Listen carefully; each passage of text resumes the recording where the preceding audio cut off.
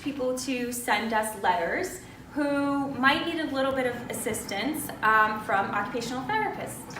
So I received a letter, and I'm going to read it to you all, and then we're going to follow along on a little journey with him. Dear OT Talks, my name is Harris. I'm a 20-year-old African-American male with a complete T3 spinal cord injury. Since my automobile accident, I have required a wheelchair. I have a right tibia and fibula and right proximal radial and ulna fractures. I have been working on my degree in computer science, and I would like to finish my semester at Dominican College.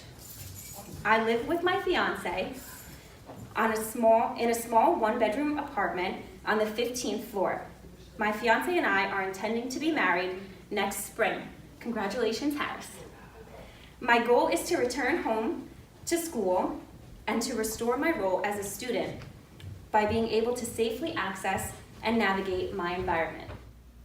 Thank you, Harris, for your letter. So today we're discussing universal design. So what is universal design? We see it every day when we're out in our communities, and there are 7 guiding principles for universal design. The first is equitable use. So what is equitable use? That means that the design is useful and marketable to people with all diverse abilities.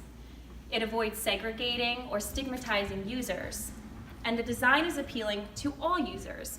So an example would be power doors, such as walking into a supermarket. The next design is flexibility in use. This design accommodates a wide range of abilities and preferences. It provides a choice for use. So you would know this, you would see this with right or left-handed scissors. The next is simple and intuitive. That means that the design is easy to understand, regardless of the knowledge of the user. It's consistent with the user's expectations, such as a moving sidewalk or an escalator. The next is perceptible information. So this means that it communicates effective information regardless of conditions or the user's sensory ability. So this would give off tactile, visual, and audible cues. The next is tolerance for error. The design minimizes hazards and adverse consequences of accidental or unintended actions. And we use this all the time when we press the delete button on our computer, or an undo feature. The next is low physical effort. This design can be used efficiently and comfortably and with minimal fatigue, so such as things as lever or loop handles. The next is size and space for approach and use. So the approach, size and space is provides approach, reach, manipulation, and use for users regardless of their body size, their posture, or their mobility. So this would be something as wide gates at the subway station when you walk through. Multiple people, almost everybody, can get through those stations. So using those 7 principles of universal design, I, with a group of team members of occupational therapists, will be visiting Dominican College to assess specifically the Prusmack Center, since we know that Harris is going to be a computer science major. That is where a majority of his classes will be held. And we are going to be looking at specifically the Fury Lecture Hall, the bathroom, and the computer lab. So let's take a look and see what we found. The Prusmack Center was opened in 2005. It serves as a teaching and learning center for the Health Science Department. It consists of offices, classrooms, labs, and the Fury Lecture Hall. It is 50,500 square feet and consists of 103 rooms. Prusmack Center has 13 handicap-accessible parking spaces and a ramp to the front door that meets ADA standards, as well as railings on the left and right sides.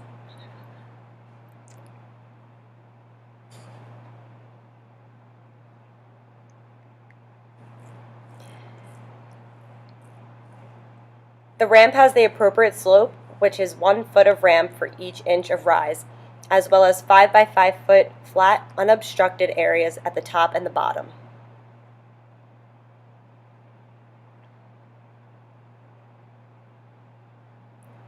All doors to exit and enter the building have automatic doors, making them all handicap accessible.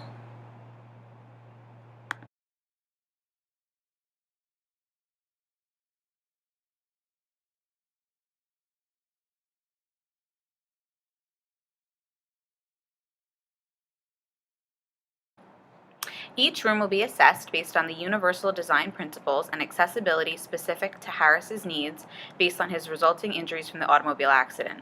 These include right tibia and fibula and right proximal radial and ulnar fractures and a complete T3 spinal cord injury. Therefore, Harris will have limited to no use of his right arm until his fractures are completely healed, and he will require a wheelchair use for functional mobility. That being said, the weight and need to manually open each door makes it inaccessible for our client.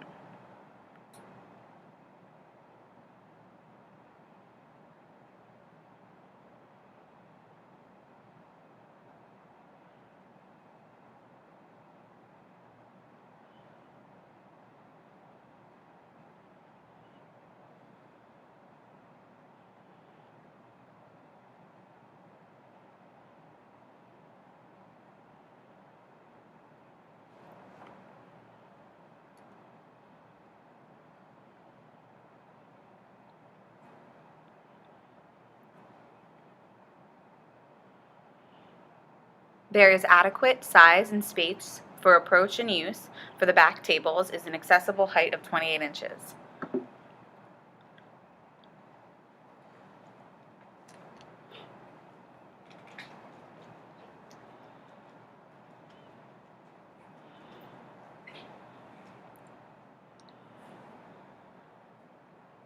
There's also a ramp to access the stage.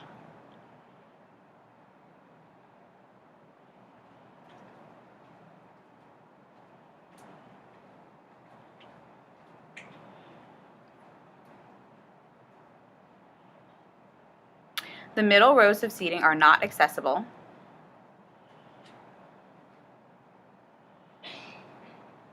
And the uneven flooring between the ramp and each row throws the wheelchair off balance, resulting in loss of traction.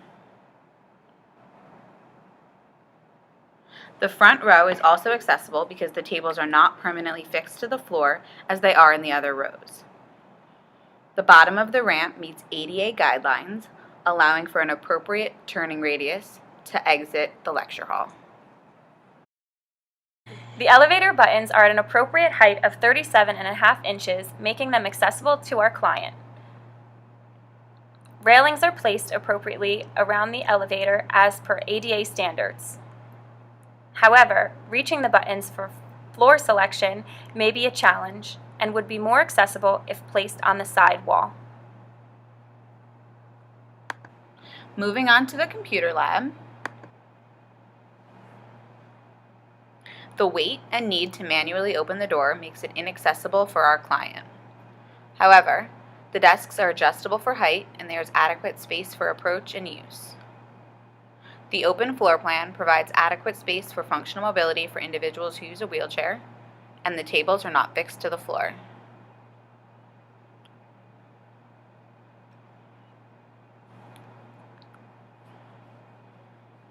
The printer, however, is not accessible.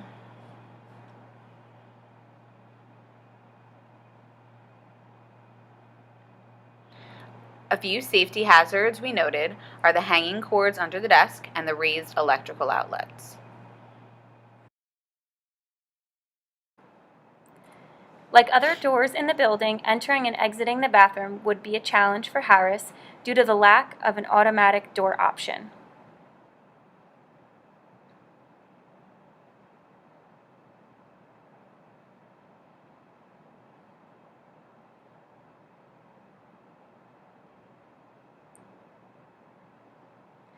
The door width to enter the stall is within ADA standards and there is adequate space for the client to maneuver in order to safely and successfully transfer.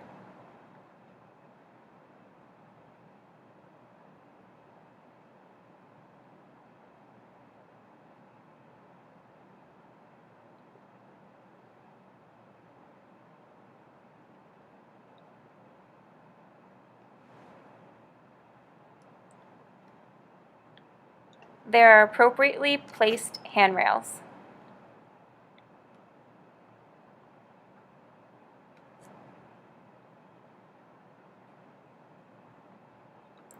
There is adequate space under the sink for approach and use of the soap dispenser and sink for hand washing.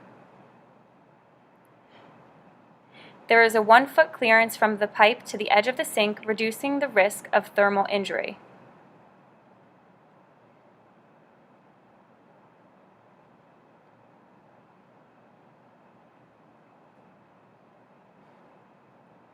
Though the threshold meets ADA guidelines, maintaining traction was difficult during evaluation.